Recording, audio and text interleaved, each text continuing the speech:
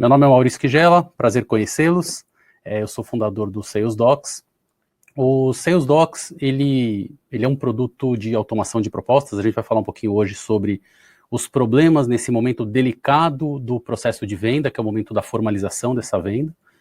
E a gente acabou desenvolvendo esse produto há 2 anos atrás, resultado aí de quase 10 anos de empreendedorismo, de alguns produtos que nós lançamos no mercado, algumas empresas que eu fundei, e que todas elas tinham a mesma problemática, né? A gente vinha dentro do processo de vendas, aquele processo ia evoluindo e de repente o cliente falava assim, quero comprar.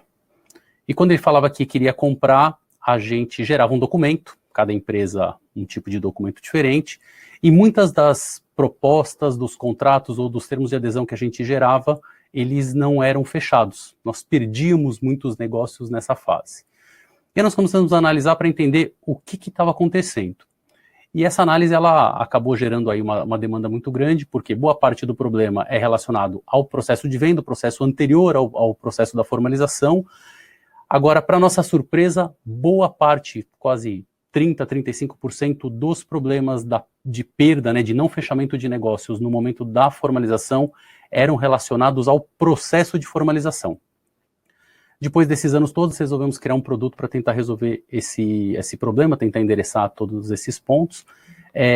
E hoje o que eu vou falar um pouquinho é sobre a temática e sobre todos os erros que a maioria das empresas cometem ao gerar propostas comerciais ou ao formalizar a venda de forma errada, ok? Vamos lá. Em primeiro lugar, tudo que a gente quer na vida é ter controle, né? A gente quer ter controle sobre nossas finanças, a gente quer ter controle sobre o nosso futuro, a gente quer ter controle sobre nossas famílias, sobre tudo que acontece na nossa vida, e a gente quer tentar fazer com que nada saia do controle em todos os aspectos. Quando a gente está falando de vendas, é a mesma coisa. A gente também quer ter controle sobre as vendas, a gente quer ter controle sobre os processos, a gente quer ter previsibilidade em cima do que a gente está fazendo. Para que a gente pudesse ter controle em cima dos processos de venda, foram criadas aí centenas de metodologias que mostram para a gente qual é o caminho das pedras que a gente tem que seguir para a gente poder ter sucesso dentro do processo de venda. Cada metodologia aborda um processo diferente daquele negócio que está sendo vendido. Então, se eu tenho uma venda mais complexa, de valor mais alto, para um cliente maior, que eu precise entender como é que funciona o processo de tomada de decisão, navegar por várias áreas daquela grande empresa, eu preciso de uma metodologia que cubra esse ponto. Se eu faço uma venda mais rápida, mais barata, mais curta, né, o produto com ticket menor, eu vou usar uma outra metodologia e assim por diante. Quando a gente olha um funil de venda, né, e aí todas essas metodologias, na verdade, elas são adaptáveis aos CRMs, né? Os CRMs, de forma geral, e em especial o RD-CRM, você consegue configurar e personalizar para que ele se adapte àquela metodologia que você está utilizando.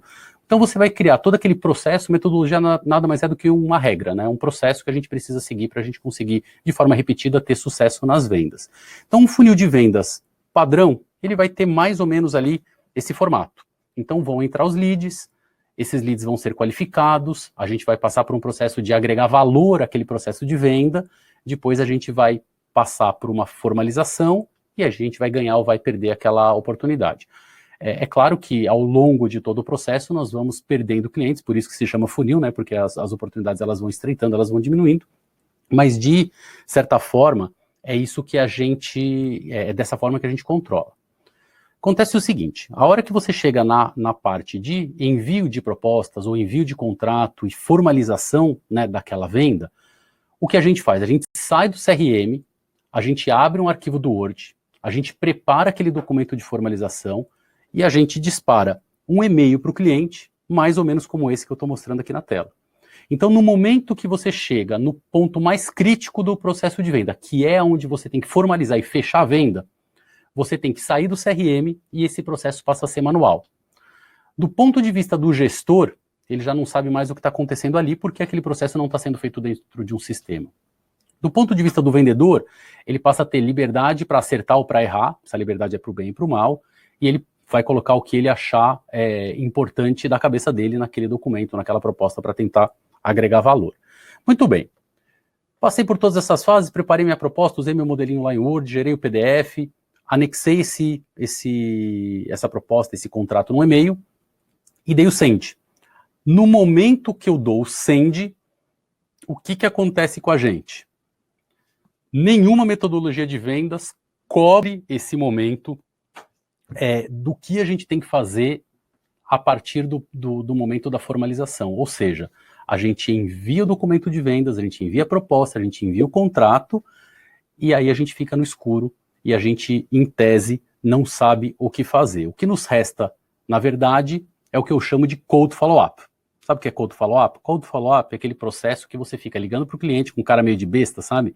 Dizendo, olha, eu queria saber como é que está a proposta. Eu queria saber se você leu. Olha, você falou com o seu chefe, você falou com o seu sócio, como é que está isso? E aí você fica o tempo inteiro cobrando o cliente, cobrando, muitas vezes passando por cima de tudo que você aprendeu nas aulas de metodologia de vendas, tudo que você aprendeu com o histórico da sua própria empresa, tudo que você aprendeu ao longo do processo de venda com aquele cliente, como é que é o processo decisório, quem que toma a decisão, quais são as pessoas que participam, quanto tempo leva, quantos departamentos estão envolvidos nesse processo, e no final a gente não faz mais nada, a gente só fica ligando para o cliente, para a gente saber o que está acontecendo, até o momento que tem o desfecho. Às vezes a gente vai vender, às vezes a gente não vende, às vezes a gente vai perder o cliente. Uma estatística super importante, 20% dos negócios perdidos ao longo do funil de vendas são relacionados ao processo de formalização daquela venda. Ou seja, a gente fez tudo direitinho, a gente agregou valor ao processo, a gente conseguiu convencer o cliente, a gente conseguiu passar por todas as camadas de aprovação de preço, de valor, de necessidade e de tudo mais, a qualificação foi feita corretamente, o pessoal de marketing gerou lead corretamente, todo o custo daquela venda já foi envolvido, e na hora que a gente vai formalizar aquela venda, a gente perde. E 20% é um número bastante alto, porque no final aquela venda, tecnicamente, ela já está feita. É só a gente formalizar, é só assinar. E nesse momento a gente perde 20% dessas oportunidades. Então o que eu vou passar para vocês agora são alguns erros, se não me engano são 9 erros mais comuns durante esse processo de formalização de venda. Vamos lá? Erro número 1. Formalização é formalização, venda é venda. O que significa isso? Significa que no momento que você tem que formalizar aquela venda já tem que ter sido feita. O cliente já tem que saber tudo. O cliente tem que saber quanto custa. O cliente tem que saber quais são as condições. O cliente precisa saber das coisas negativas também. Tem multa para rescindir? Ele vai ficar preso de alguma forma? Tem alguma fidelidade? Quais são as sanções impostas a ele caso alguma coisa der errado? Ele vai ter custos a mais? Ele sabe desses custos? O que eu percebo de centenas de clientes que nós temos e as consultorias que a gente faz para fazer a formalização de vendas e fazer a implantação do Sales Docs, é que muitas vezes o vendedor, ele tem medo do embate. Então o vendedor está indo bem, ele vai lá no Somebody Love, ele vai lá, explica tudo direitinho, fala a parte boa, encanta o cliente, mas ele não fala a parte ruim. E na verdade a parte ruim, ela não precisa ser ruim. A parte ruim, que são as multas, a parte ruim que é a fidelidade, a parte ruim para o cliente, dizendo assim, olha, vou assinar um contrato contigo, vou ficar preso? Vai ficar preso. Mas se a gente traz essas informações para a mesa antes da formalização, no momento que você manda o contrato, ele já sabe quais são os dados ruins. E se tem alguma coisa que é impeditivo para aquele negócio acontecer, você não vai ficar sabendo no dia da formalização. Você já vai ficar sabendo antes, você já vai trazer para a mesa essa negociação, você vai tentar argumentar, você vai tentar criar condições diferenciadas para que ele possa trabalhar. No final, o que é importante aqui como dica é, o vendedor tem que falar a verdade completa. Falar meia verdade, no final, é contar meia mentira. Isso para um processo de venda, de gerar credibilidade, gerar reputação, acaba por ser muito ruim. Erro número 2. Formalizar demais. Tudo que é demais é ruim. E no processo de formalização é a mesma coisa. Aqui a gente tem, talvez esse erro número 2 seja o que mais acontece nas empresas. Eu gero 3 contratos para o cliente assinar. Na verdade, a maioria das empresas gera 2. Eu gero primeiro uma proposta, o cliente assina a proposta, analisa a proposta, faz todo o processo e manda para mim. Aí ele vai lá e recebe um contrato. Aí o que o cliente tem que fazer? Ele já analisou, já parou a vida dele, já envolveu o jurídico, já fez um monte de coisa e já topou. No momento que ele topa, entra um outro documento. Ele tem que começar a análise toda de novo. Então ele tem que analisar o documento 2, já analisou o documento 1, e depois ele tem que comparar o documento 2 com 1 para saber se não tem nenhuma coisa que está diferente. Porque nesse momento o cliente começa a ficar desconfiado, ele já está chateado, ele fala, poxa, pelo amor de Deus, eu vou ter que assinar um outro documento, tal.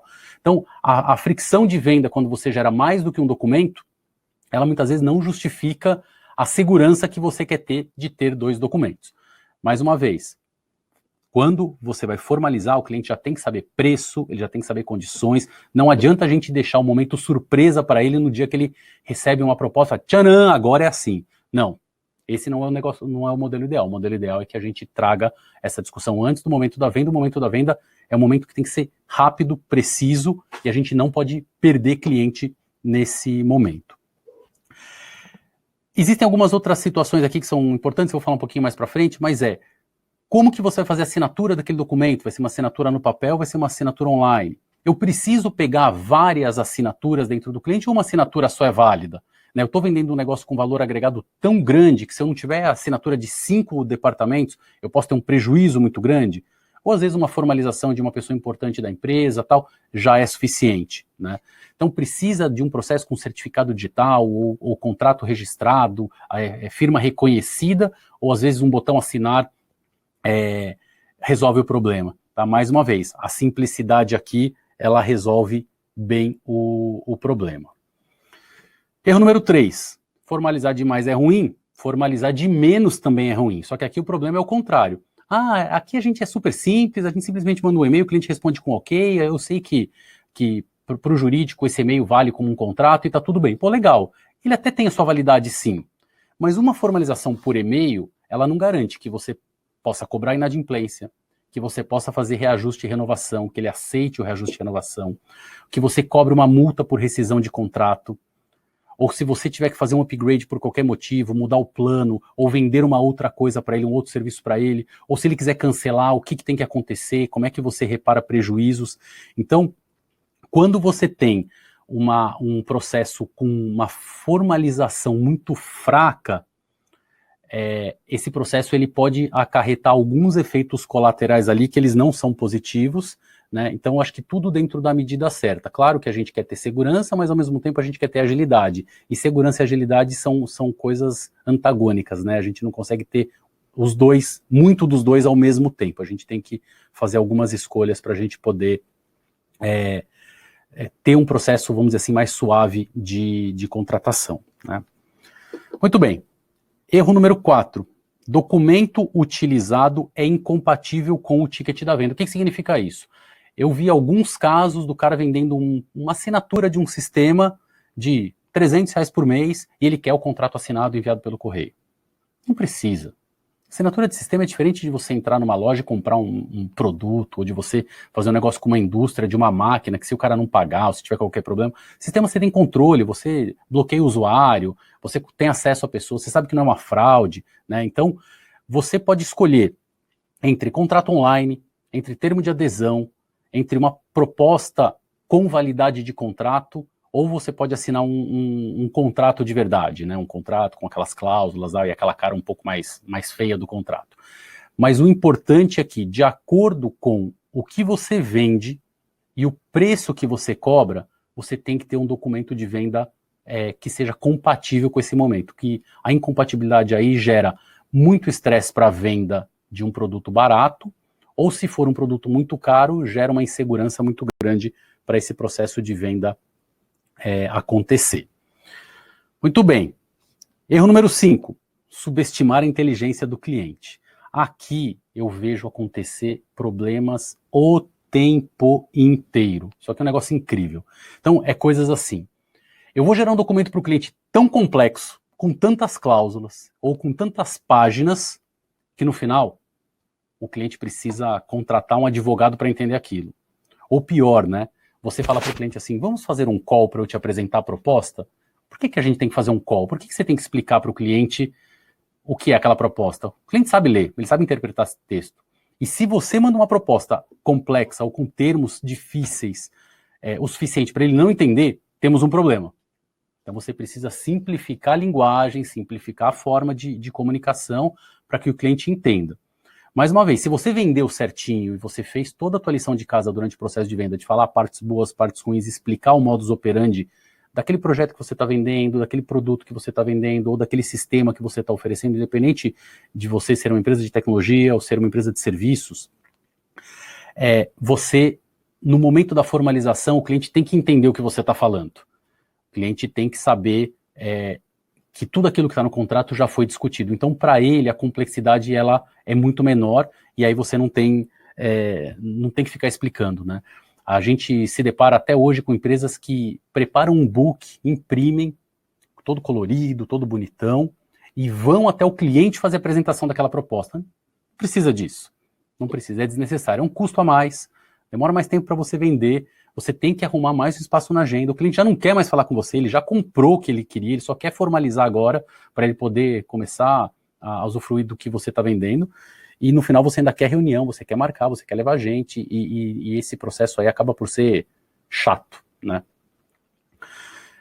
Erro número 6, overselling. Overselling significa vender a mais do que você precisa vender. Sabe aquele vendedor chato que fica assim, olha, eu tenho mais isso, não, mas você vai ter mais esse benefício, não, eu sei, legal, mas quanto custa? Não, calma, antes de falar quanto custa, eu tenho mais esse negócio, eu posso te dar mais aquilo, eu te dou mais uma vantagem assim. Ele fala, vai ter uma hora assim, pelo amor de Deus, sai daqui da frente, eu não quero nem comprar de você mais, porque, assim, gostei do teu produto, achei legal, mas, assim, eu não preciso de tantas funções, fico complexo.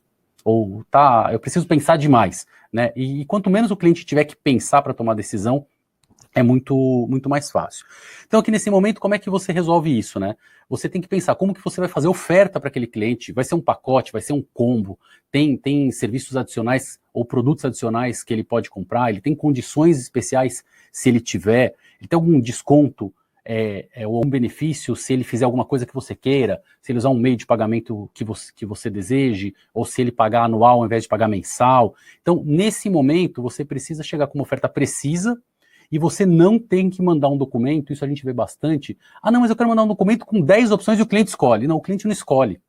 Esse é o problema. É você que ajuda o cliente a tomar essa decisão no momento da venda, se ele quer pagar anual, se ele quer pagar mensal, se ele quer contratar um ou contratar 3, se ele quer contratar adicional ou não quer contratar adicional. Esse é um processo que você ajuda o cliente a tomar a decisão. Você, como vendedor, tem a responsabilidade de ajudar o cliente a tomar a melhor decisão para ele. É claro que a gente é conflitado como vendedor, porque no final a gente quer vender mais. Mas vender mais para um cliente que não precisa é uma atitude irresponsável também. Isso se volta contra a gente logo mais. Ou ele vai cancelar o serviço, ou ele vai falar mal da gente para alguém. Então, a melhor forma é você vender o que ele precisa. Então, vamos discutir com ele. Se a gente der 10 opções e a gente transfere para ele a responsabilidade de tomar essa decisão de escolher um dos 10, muito provavelmente ele vai ter problema nessa tomada de decisão. O ideal, mais uma vez, venda é venda, formalização é formalização. Erro número 1, lembram? Vamos vender, vamos escolher, vamos ajudar o cliente a tomar a decisão. No momento da formalização, é um tiro certo, é sniper. Um tiro certo na cabeça da pessoa e a gente consegue derrubar o alvo. É assim que a gente precisa atuar, e o overselling, ele é um processo que atrapalha demais. Erro número 7. Errar na cadência do follow-up. Aqui é um problema, né? A gente manda o documento para o cliente e aí cada cliente tem uma situação diferente dentro de casa. Alguns clientes falaram para você, tá tudo certo, eu vou comprar tudo bonitinho. Quando ele bate no sócio, o sócio fala de jeito nenhum. Ou quando ele bate no chefe, o chefe fala, imagina. E aí ele já tá com vergonha de falar não para você, ele fica te enrolando, e você achando que vai vender para aquele cliente, porque ele já tinha dito sim para você, né? Ou não, aquele cliente, de repente, depende de uma pessoa para tomar decisão, essa pessoa está de férias, ou ela não tem prioridade, ou está no jurídico, o jurídico demora, ou depende de uma reunião que ela acontece a cada X tempo, e essa pessoa muitas vezes não consegue ou ser sincera com você, ou não consegue expressar, ou às vezes ela não quer falar, ela não quer dizer como é que funciona o processo interno. Às vezes essa decisão tomada internamente é de não comprar, mas a pessoa ainda está tentando convencer outras áreas, então às vezes demora. Às vezes é rápido, às vezes demora. O que a gente precisa fazer é transformar o tal do cold follow-up que eu falei lá atrás em hot follow-up.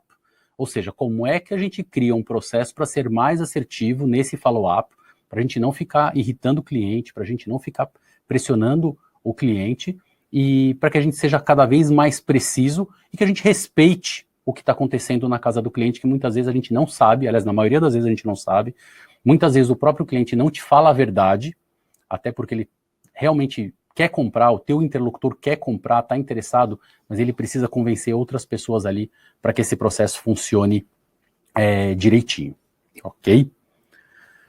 Muito bem, erro número 8, não aprender com os erros do passado. A gente perde venda, ponto, faz parte do nosso dia a dia. E a gente perde 5, 10, 15, 20, 30% das vendas.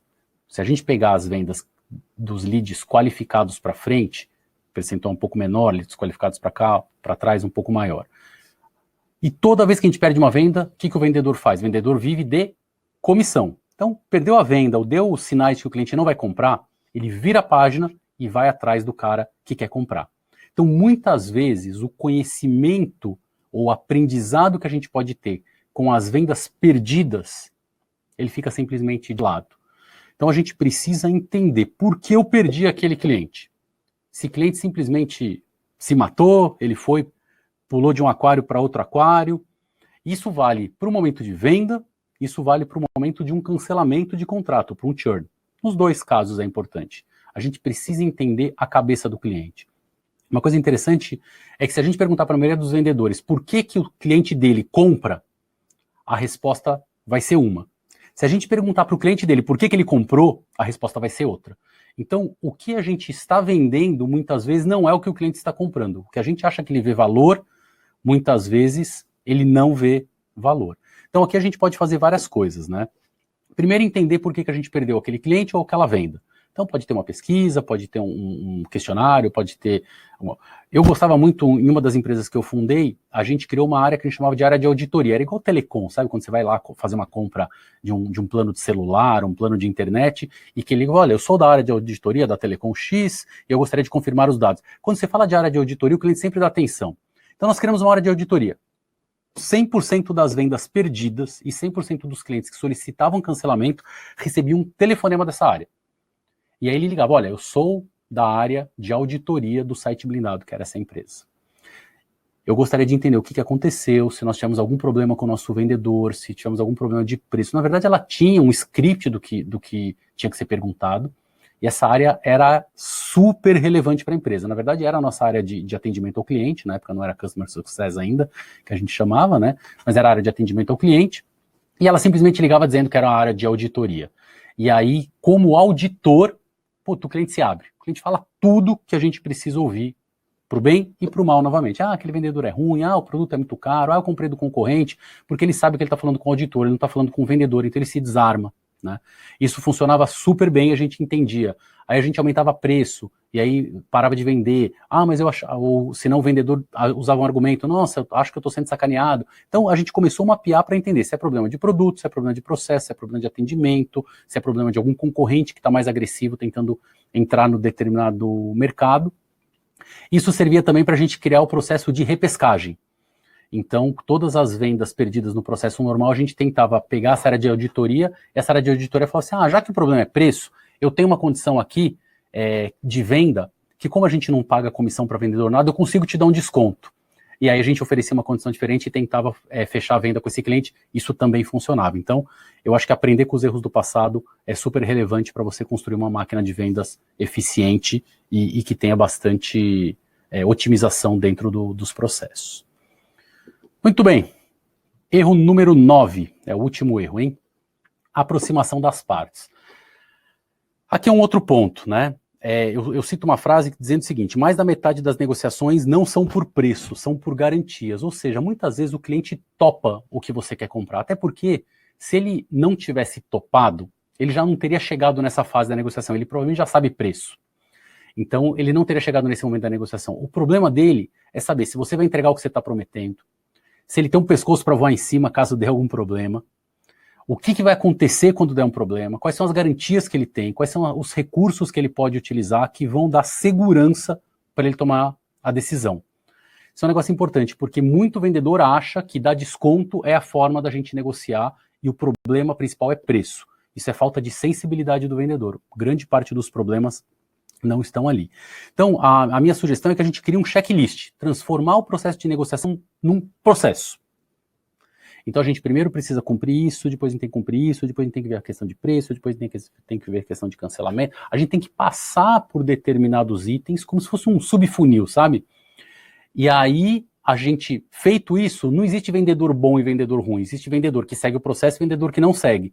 Se aquele vendedor seguir o processo, a gente vai ter uma forma padronizada de atuação, a gente vai entender o que está acontecendo e a gente vai conseguir superar essas dificuldades, né? Negociação de contratos de serviço, negociação B2B, negociação de venda é diferente da feira, né? Que você está pechinchando e o que você quer ali, você quer comprar aquela maçã. Você paga 4, 3 ou 2 reais, no final que você vai levar aquela maçã, né?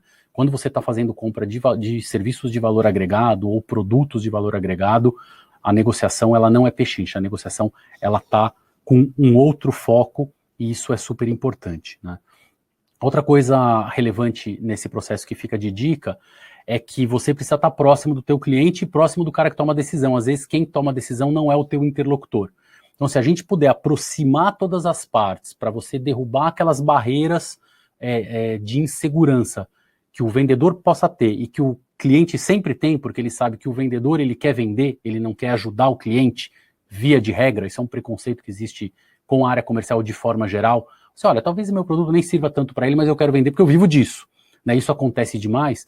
Então, quando você aproxima as partes, muitas vezes do seu lado como vendedor, colocar um outro interlocutor nesse momento, colocar alguém que seja mais neutro, ou como eu dei o exemplo agora há pouco, de uma área de auditoria que possa ajudar nessa intermediação, o cliente ele vai ficar um pouco mais tranquilo, vai baixar um pouco a guarda e vai facilitar essa conversa, e muitas vezes ele vai começar a dizer a verdade, né? Porque quando ele está acuado, ele não diz a verdade, isso pode ser um problema grande. Muito bom. O que acontece quando você tem um processo de formalização que é mal feito, né? Uma fase, efeitos de uma formalização mal feita.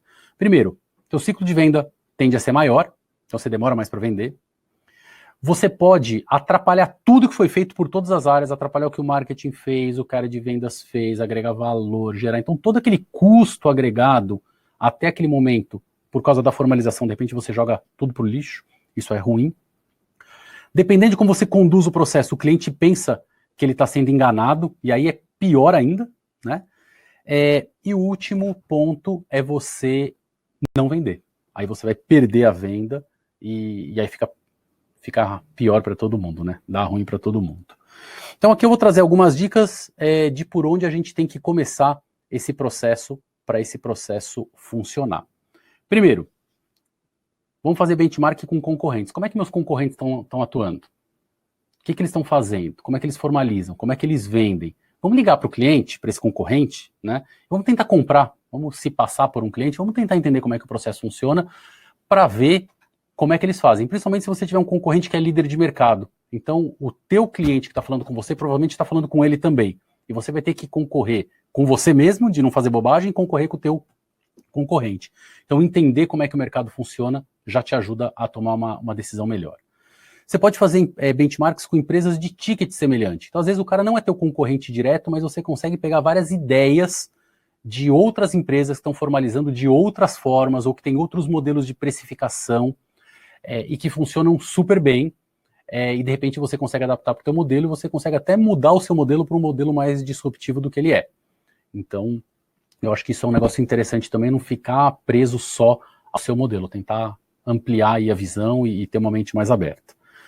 Converse com advogados especialistas nesse tipo de contrato, nesse tipo de empresa ou nesse tipo de ticket. Por que eu falo de advogados especialistas? Porque eu vejo muita bobagem, mas eu falei com o meu advogado não quer fazer assinatura online. Nós tivemos um problema, nós temos um cliente bem grande, uma empresa com capital aberto, e teve uma ocasião que nós tivemos uma reunião, tinham 12 pessoas na reunião, e o jurídico assim, vocês fazem assinatura online, essa assinatura, tudo bem, ela tem validade jurídica porque você cumpre tudo que está na medida provisória, mas isso não dá segurança para a gente. Ok, você tem razão. Qual que é o teu ticket médio? Meu ticket médio é 300 reais. Tá bom, quantas vendas você faz por mês? Eu faço 150, 200 vendas por mês. Ótimo. Quantas vendas você já fez nesse processo que você faz hoje, nos últimos 7, 8 anos?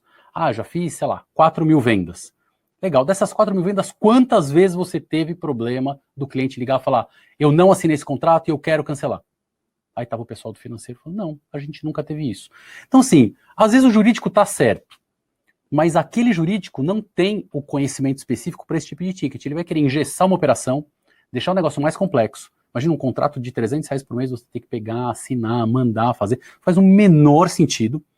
E no final, a prática comprova que a teoria está errada, porque existe a segurança. E mesmo que a resposta do financeiro tenha sido, olha, 3 ou 4% dos meus contratos eu tive problema.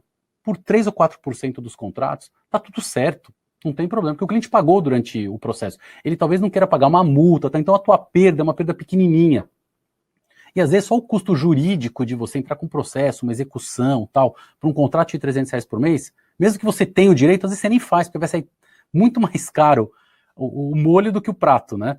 Então, assim, entrar com um processo hoje de execução custa caro para você, às vezes, cobrar ali 3 ou 4 parcelas, R$1.000, R$600, R$500, muitas vezes não compensa. Então, esse processo aí de você ter advogados especialistas pode fazer diferença no teu negócio. E o último ponto que eu acho que é importante é a discussão entre os sócios a respeito de risco. Porque o advogado ele sempre vai querer defender a empresa ao máximo, até porque se ele não defende, ele não diz o que está errado e acontece alguma coisa de errado, você vai para cima do advogado. Então ele vai sempre adotar uma postura mais defensiva. É normal da carreira, normal da atividade do advogado, e eles estão certos de fazer isso. Mas a decisão no final ela é nossa como empreendedor. Às vezes você fala assim, não, tudo bem, eu entendi que eu tenho risco, mas eu estou disposto a correr o risco até tal momento. E aí a hora que você consegue chegar nessa decisão, fica fácil de você tomar a decisão de como vai funcionar as tuas vendas, né? Então, no final, o que a gente quer é uma venda mais suave, um processo mais fluido tal, e quando a gente coloca contrato, papel e um monte de coisa, você acaba travando demais essa formalização. E aqui, para a gente poder finalizar, a dica é a gente tem que buscar o equilíbrio. Então, o equilíbrio é segurança naquele processo de venda, segurança de receber os valores, segurança de fazer uma venda adequada, todo o processo de segurança que a gente quer ter dentro da empresa, versus a quantidade de novos clientes, né? Se eu quero ter muita segurança, no final eu posso diminuir a quantidade de clientes porque eu vou formalizar mais, eu vou ter mais processo, eu vou perder mais gente ao longo do caminho. Versus a melhora no fluxo de caixa. Se eu vou ter menos cliente, eu vou ter menos dinheiro para fluxo de caixa. Então, segurança, clientes e a melhora no fluxo de caixa são 3 itens que você precisa fazer esse balanceamento. Esse balanceamento a gente tem que pensar para a gente como empreendedor e para o nosso time de vendas, né? Comissão mais rápida, vendedor mais feliz. E se a gente tem uma equipe mais motivada, se a gente tem uma equipe que está rodando e está vendo o resultado, a gente tem uma empresa que entra num ciclo positivo, né? Numa espiral aí de cada vez mais sucesso. Obrigado, pessoal. Valeu!